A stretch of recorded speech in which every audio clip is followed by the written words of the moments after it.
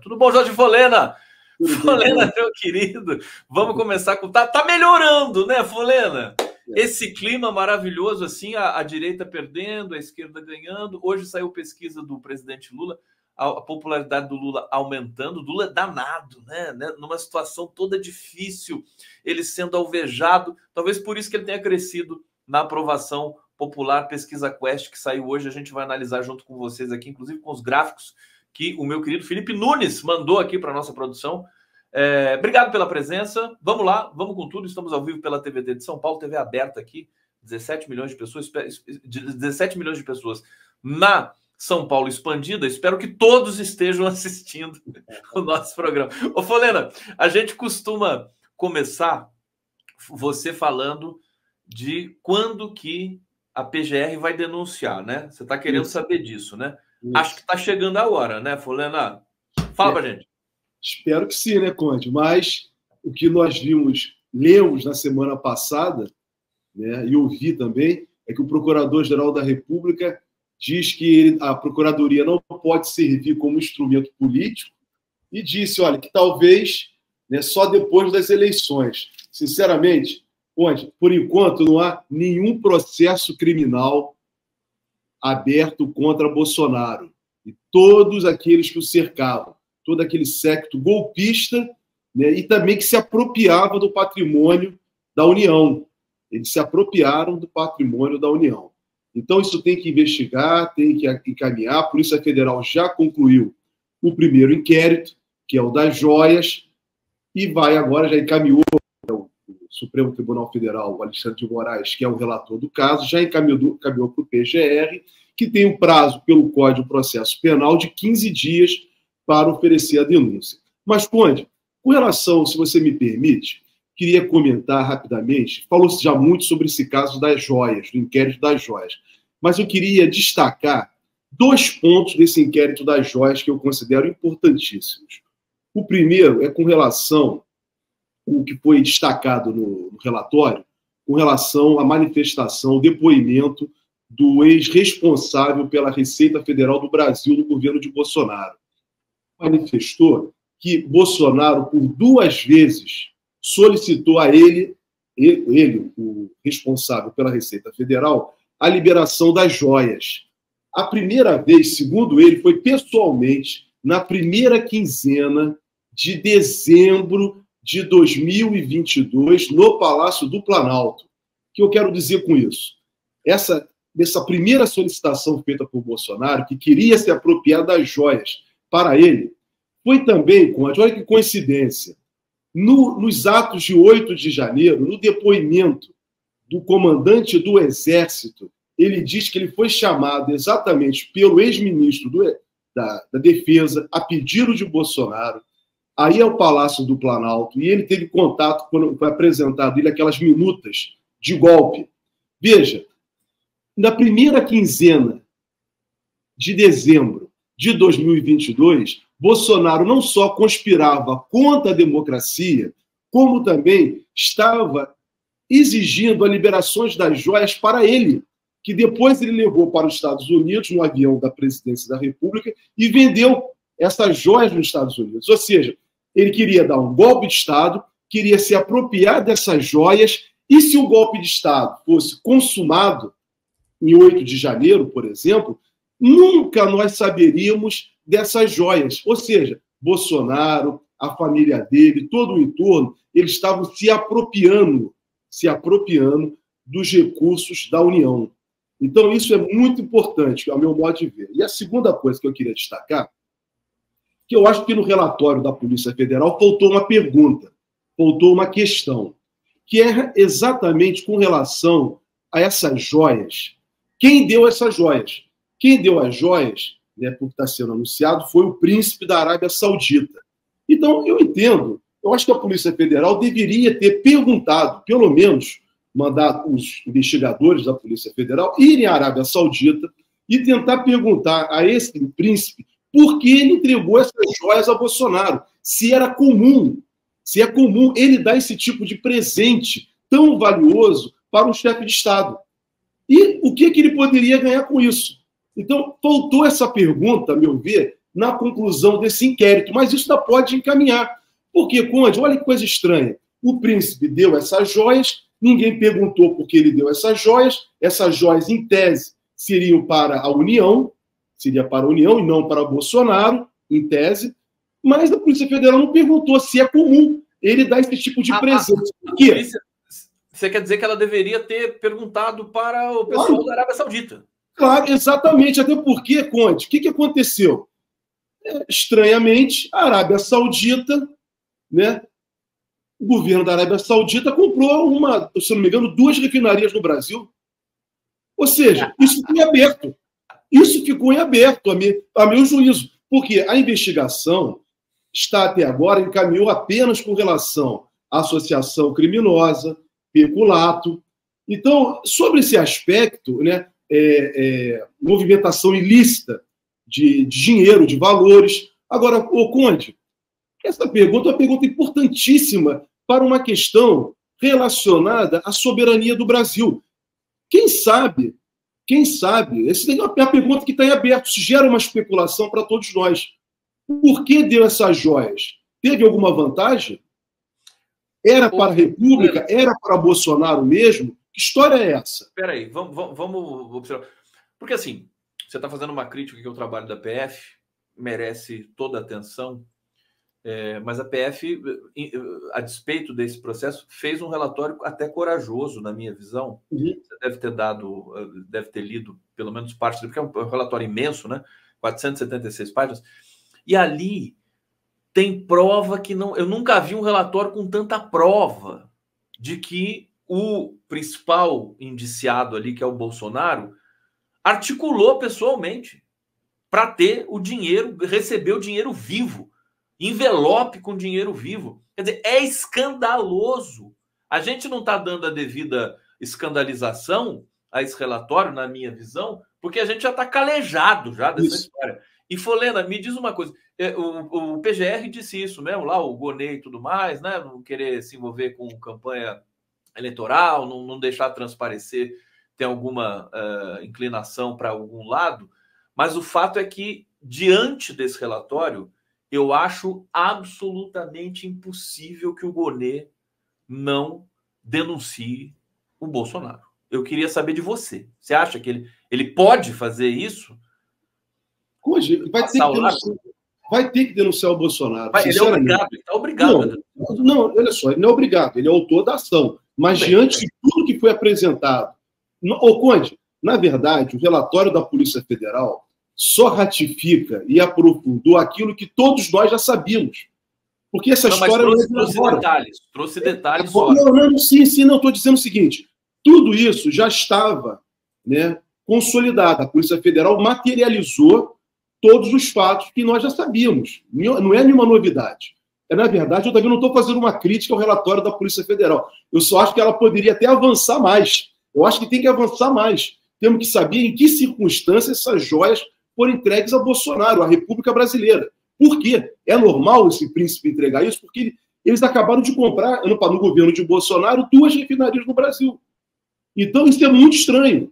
Não é? Eu queria saber, é normal o senhor sempre vai lá um presidente, uma república qualquer, o senhor sempre dá esse conjunto, tantas joias, algo tão valioso dessa natureza para uma república? É normal isso? Porque eu acho que não é normal. Mas, né, então isso precisa... E a Polícia Federal pode fazer isso. Ela pode, desculpa te interromper, mas ela pode fazer isso, ela pode requerer... Claro, pode prosseguir, independentemente porque aí, nós estamos, nesse caso, seria uma outra circunstância. Qual é a outra circunstância? Né? Pode chegar, por exemplo, eu estou aqui imaginando, né? Gostaria que o príncipe esclarecesse, a Arábia Saudita esclarecesse que é normal dessas joias, porque eles fizeram negócios com o governo de Bolsonaro no Brasil. Privatizações, Conde, estranhíssimas que ocorreram no sistema Petrobras. A Petrobras foi desmontada pelo Temer e Bolsonaro exatamente para poder ser entregue ao capital privado. Isso não pode ficar em aberto. Então, essas coisas aconteceram. Eu não estou dizendo que o príncipe deu essa joia para que tivesse vantagem, mas cabe à polícia investigar isso. Investigar, porque o processo de privatização de desestatização que ocorreu na Petrobras foi muito estranho. Foi facilitado. Eles fatiaram a Petrobras. Fatiaram, olha que coisa. Eles não venderam, começaram a vender negócios, campos de petróleo, refinarias, inclusive com autorização do Supremo Tribunal Federal, infelizmente. Né? O principal tem que ter lei, mas o acessório, que eram as subsidiárias, não precisa. Lei para poder privatizar. Então, podia ser por ato próprio. Então, isso tudo é muito estranho, a meu juízo. Tá? Então, é nesse ponto que eu estou colocando. Agora, com relação ao que você coloca do Gonê denunciar o Bolsonaro, Conde, eu espero que ele denuncie o Bolsonaro. Demorar é por quê? Por que se demora? Por que esse discurso? Porque no Brasil, né, a classe dominante do Brasil é condescendente com os fascistas. Sempre foi. Sempre foi condescendente com os fascistas. Nada acontece com os fascistas. Quando foi com relação ao Partido dos Trabalhadores, no Mensalão, tudo foi muito rápido. Quando foi com relação ao presidente Lula, processar o presidente Lula, foi a jato. A jato. Eles conseguiram, em menos de 2 anos, condenar o presidente Lula. É o processo contrário. Até porque é o seguinte, justamente porque a justiça pulou etapas no processo do Lula, que agora eles estão fazendo essa operação tartaruga aí para dizer que né, não, a justiça dá todos os direitos, tudo mais complicado. É a condescendência no Brasil da classe dominante com o fascismo.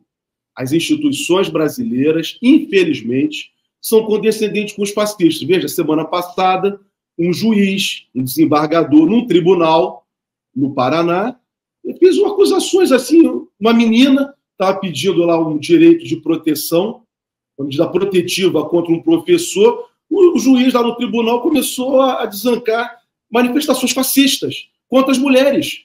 Contra as mulheres, isso é fascismo. Isso é fascismo. O Brasil, a polícia de Minas Gerais, semana passada, né, circulou aí nas redes sociais, até por meio de um veículo de comunicação também, que estava marchando e chamando petistas de maconheiro. E nada aconteceu. A polícia de São Paulo estava fazendo cânticos na semana passada lá pelo Carandiru. Não, tudo isso é normalizado no país. Então, com relação à questão do Bolsonaro, a lerdeza, a letargia, com relação a esse caso de Bolsonaro, o Bolsonaro não está... Conde, até agora, hoje, nesse momento, eu posso dizer para você, não há motivo para prender o Bolsonaro. Por quê? Não tem processo contra Bolsonaro. Não tem nenhuma ação contra Bolsonaro. Que tem são investigações, há medidas cautelares contra ele, muito generosas, como, por exemplo, a apreensão de passaporte. E olha que ele se escondeu na embaixada da Hungria e ficou por isso mesmo. Agora, Fulano, ficou por isso mesmo. Se você me permite, claro. Eu acho que está chegando a hora. Tá, claro, vai chegar. Eu acho que está chegando a hora. Está chegando. Todo esse sofrimento, né? Essa coisa. Não prende essa praga. Não sei o que. Tá chegando. Ó. Deixa eu ir para o bate-papo, que o pessoal tá, para variar, super engajado aqui na nossa onda, aqui na TVT, no canal do Conde. Vamos lá. Maria Alice de Castro Vatavuk, bom dia, Conde. Bom dia a todos. Neide Neves, bom dia, gente bonita. Kátia Bermudes Morgan, likes. Eu vou pedir para vocês pedirem para a gente. Eu não vou pedir Pix. Eu não pedi nada. Vocês pedem assim, não, e os likes do Conde, e os likes do Folena, e o Pix, né, dessa operação toda aí. Luiz Carlos Kerber, bom dia com muito frio. Laura Pimenta, eu uso óculos. Maria Cristina, bom dia de Piracicaba. Helena Rosa de Oliveira, bom dia, povo das 11. Vamos que as notícias estão esquentando. João Miag, nosso colega jornalista aqui da TVT. Bom dia, para mim, furto de joias, tentativa de golpe de Estado, tudo isso é de menos. O maior dos crimes é o assassinato de 400 mil pessoas na pandemia que morreram por atos e omissões do genocida. Isso é uma coisa que também o Folena sempre diz aqui, tinha que ter uma CPI da pandemia, né? Você que advoga essa tese, né? Não teve, não. Advoga essa teve a CPI. Mas é importante que o Jô levante, você me permite? Por favor. O Jô levantou outro ponto que serve para o Procurador-Geral da República. Uma resposta a ele, quando ele diz que não pode politizar, que a instituição não pode ser instrumento político. Conde, politicamente, já tiveram 2 CPIs, que a CPI é um procedimento, uma investigação político-jurídica. Muito bem. Já tiveram 2 com relação ao governo de Bolsonaro. Uma foi no Senado, CPI do Senado da Covid, em que se apurou diversos casos de peculato, inclusive com participação de militares, e o envolvimento e indiciamento de diversas pessoas e foi mandado para a Procuradoria-Geral da República, na gestão do Aras, e nada foi feito.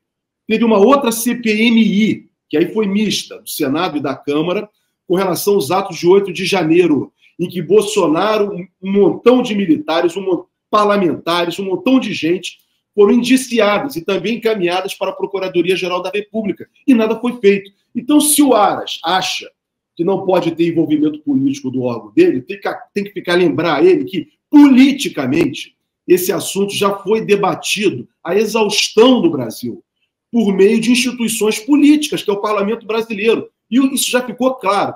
Há envolvimento de Bolsonaro com relação às mortes da Covid, como o Jô destacou aqui, há envolvimento de Bolsonaro em compras de vacinas, há envolvimento de Bolsonaro da má gestão durante a pandemia, há envolvimento de Bolsonaro nos atos terroristas, golpistas, de 8 de janeiro. Então, esquece esse assunto de político. Agora nós temos que ter... O político já foi debatido no Brasil. O que nós queremos agora é a repercussão jurídica, o processamento criminal dessas pessoas. Tá vendo, Paulo Gonet? Nós estamos de olho, viu, bicho? Cuidado aí, né? A justiça brasileira tem que sair desse limbo aí, desde a Lava Jato, que a justiça brasileira está num limbo desgraçado. Zé Carlos Faria, bom dia, meu querido amigo Zé Carlos Faria. Maria Cristina Couto, bom dia, direto de New York City. O 11 News tá bem lá em New York, viu? New York City, nós temos grande audiência lá. Daqui a pouco. Minha amiga, Maria Cristina. 11 News. Oi? Minha amiga. Sua amiga? Beijão. Tá longe, não. Que legal. Que bom. Estamos entre amigos aqui. Débora Andrade está dizendo aqui, o jornalista americano foi assassinado na embaixada turca na Arábia Saudita. Isso hoje? Aconteceu? Não. Ela está lembrando de um fato passado. Eu vou verificar aqui, vou verificar. Meu querido Folena, eu vou passar para você agora. Eu queria que você falasse um pouquinho da reforma do ensino médio. E daqui a pouco eu volto para o bate-papo. Fala para a gente o que você achou. Foi aprovado ontem, né? A gente sabe disso. Ô, Conde, olha, todos os professores e educadores brasileiros sempre se colocaram contra essa reforma do ensino médio apresentada no governo de Bolsonaro, pelo Mendonça Filho, que tinha interesses, e tem interesses privados sobre a educação brasileira, tem interesse, conforme, né, da própria classe dominante, que os pobres não possam ter uma educação de qualidade, que já não tem, diante das dificuldades orçamentárias impostas. Então, Conde, isso foi aprovado no governo de Temer e implementado no governo de Bolsonaro. O que nós esperávamos? Né? Nós, professores, esperávamos exatamente que o governo do Lula, um governo democrático e popular e progressista, principalmente do campo progressista e popular, revogasse isso, Conde. Revogasse, apresentasse um novo estudo, né, uma nova proposta do ensino médio, mas não se renderam aos interesses privados. Infelizmente, temos que criticar, temos que elogiar o presidente Lula quando as coisas são feitas, os ataques que ele sofre. Mas quando o governo dele erra, a gente tem que criticar. Entendeu? Isso foi um erro.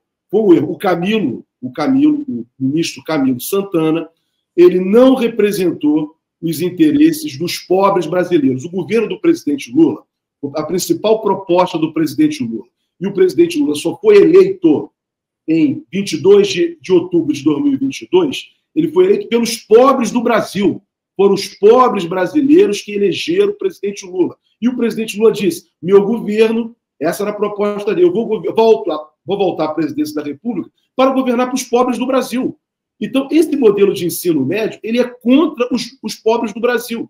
Não adianta o presidente falar, tem que ter curso técnico, e ninguém é contra o curso técnico. A questão é, precisamos ter uma juventude, uma infância e uma juventude que possa compreender o todo, o mesmo que os filhos dos ricos e da classe média alta têm, na educação lúdica transformadora. É isso, essa proposta de ensino médio simplesmente vai preparar pessoas, né, para um mercado de trabalho que não pensem, que não revolucionem, pessoas que têm lúdico. Essa é a verdade. Sem conhecer com profundidade a história do seu país. Deixa eu só acrescentar um tempero e quero ouvir também o que a nossa comunidade está pensando. O projeto acabou de ser aprovado, quer dizer, não é uma PEC? É uma PEC ou um PL? Não, PL. É um PL, né? Ele acabou de ser aprovado. Vai para a sanção do presidente da República, já passou pelo Senado 2 vezes, passou agora também pela Câmara a última vez. Ontem, precisamente à noite, foi aprovado.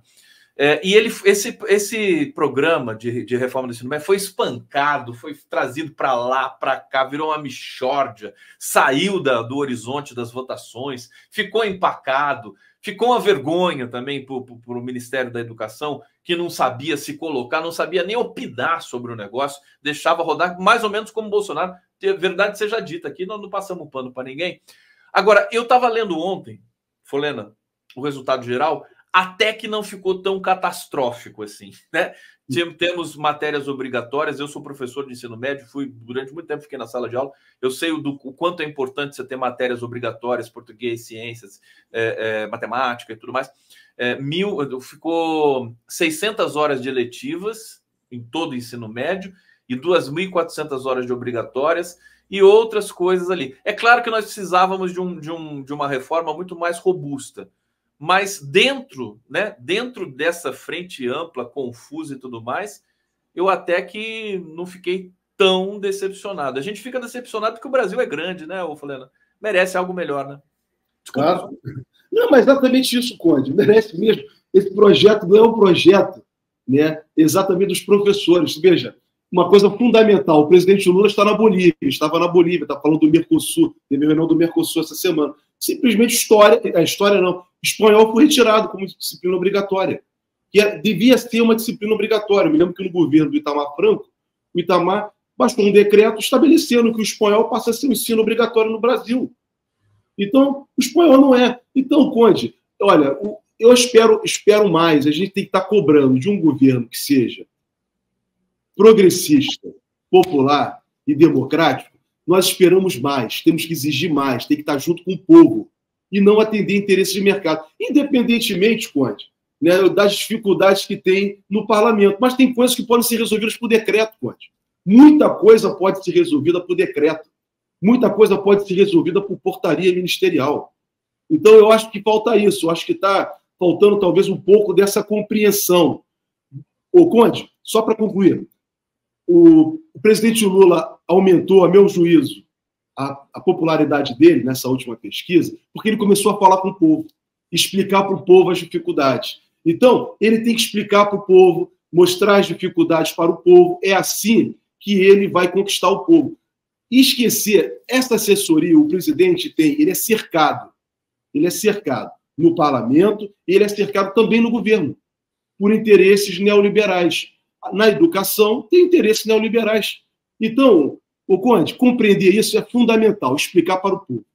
Vamos falar da pesquisa Quest no próximo bloco. Deixa eu seguir aqui no nosso bate-papo. A sua amiga Maria Cristina Couto está aqui fazendo um superchat para a gente. Muito obrigado, viu, Maria Cristina? Quando eu for para Nova York, eu vou ir tomar um café com você. Tá? Mas eu pago, tá? Eu pago, pode ficar tranquilo.